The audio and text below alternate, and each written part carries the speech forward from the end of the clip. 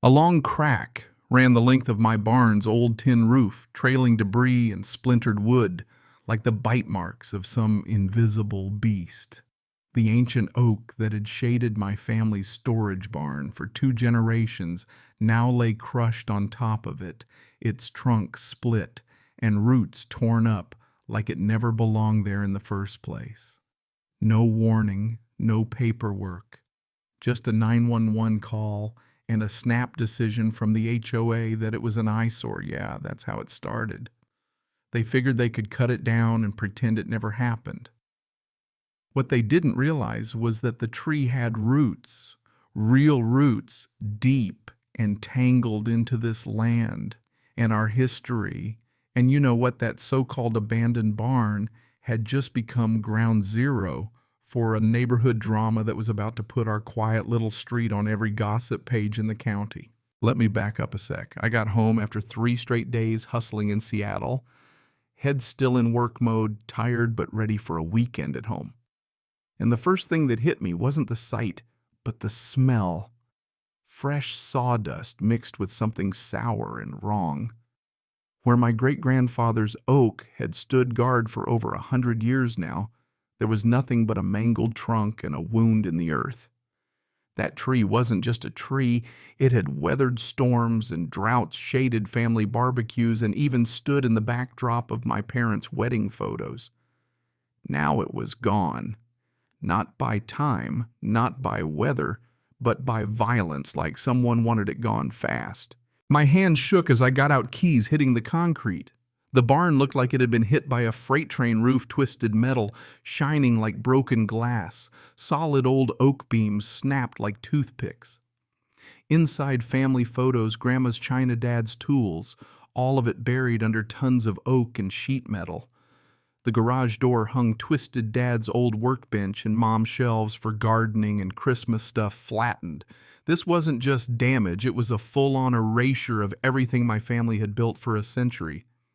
And it happened while I was out of town presenting quarterly reports across the country. I was still reeling, trying to process it all, when I heard that sharp click of heels behind me like a signal. You're about to get news you don't want. There she was, Victoria Sterling Hayes, HOA president, emerging from the edge of her perfect lawn pearls, and a cream blazer hair in a bun so tight it had to hurt. "Oh, good you're back," she said, voice dripping with the kind of politeness that's really a threat. She gestured to the carnage like she was pointing out a dandelion emergency removal necessary for community safety. That oak was unstable after the storm. We couldn't risk it falling on someone, especially a child. I swear she was almost smiling. I faced her, trying not to lose it. Emergency removal. Victoria, that tree was healthy. I had it inspected after the last ice storm. She just tilted her head like she'd been through this act before. "I understand you're upset, Ethan, but I have a responsibility to the community." She showed me photos, supposed damage at the tree's base, but I knew those marks. Nothing but old normal growth. She shrugged off the barn's destruction as complications. That's what she called it. Complications. As I stared at the way that trunk missed her rose garden by 20 feet, I started asking questions. How did they know I'd be gone? Why not call me before taking a chainsaw to my family history? And why did Victoria look more satisfied than remorseful? Then I noticed some official-looking documents scattered in the debris: surveyors' maps, property records, the kind of things Grandpa had locked away in the old fireproof safe, now somewhere under a pile of wood. Closer to the base of the oak, I saw its signs of mechanical digging. Not arborist work. No, this was rushed messy. In that moment, staring at Victoria, I realized this wasn't about safety. It was about a move in a game I didn't know I was playing. The first thing I did after Victoria marched back to her castle was call County Dispatch. I'm a software engineer. Data doesn't lie, even if people do. I pulled the 911 recording that supposedly justified the emergency. You won't believe this call came at 2:47 p.m., 20 minutes after I posted about flying to Seattle. The voice Victoria, trying to sound frantic, dangerous tree cracks in the trunk. Children at risk must be removed immediately. Here's the kicker. I never posted anything about my trip on social media. Victoria had to be tracking my schedule. This wasn't an emergency, it was a window of opportunity. Now here's where the twist comes in. Old Pete Thompson, 82 years old and sharper than any security system, had lived on this street longer than anyone, including my family. I went to his rose garden, told him what happened. Pete gave me the history. 15 years ago, Victoria was sweet as pie, organizing book clubs and holiday parties, but after her divorce, she tried to buy a piece of our land for her daughter to play on. Grandpa wouldn't sell. He'd promised Dad the land would stay in the family, but he let her daughter play here. When Victoria lost her custody appeal, something inside her changed. She became the HOA Iron Fist, proposing rule after rule, eventually grabbing the presidency. The tree in her mind turned from a symbol of family to an obstacle for progress and for her property value.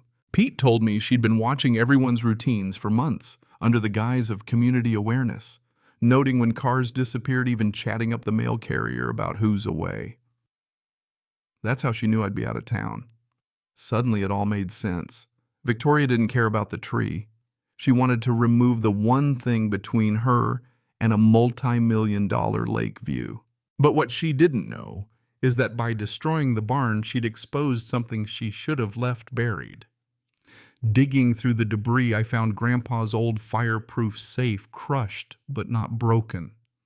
Inside, perfectly preserved, were documents from 1923, the original survey deeds and correspondence. Turns out our land extended 40 feet west and 60 south, right under Victoria's rose garden, half her garage, and a chunk of her house. Even crazier, there was a 1952 agreement with the county showing the property lines had been drawn wrong when the neighborhood was built, and Grandpa had let it slide out of kindness for neighbors in need. Victoria's house, built by her ex-husband Harold, stood partially on Blackwood land. Grandpa chose peace over lawsuits. Victoria chose destruction. That night I dove into the HOA's emails perk of being a dues-paying member, and what I found was a gold mine for any prosecutor. Victoria had been working with Lakeside Development Corp. for 8 months, planning to turn our neighborhood into a luxury resort. Every family had a resistance probability rating. Victoria was set to get 15% of every sale as a consultant. She'd crafted 47 new HOA regulations, each seemingly minor, but together they created nonstop harassment and fines pushing families to sell.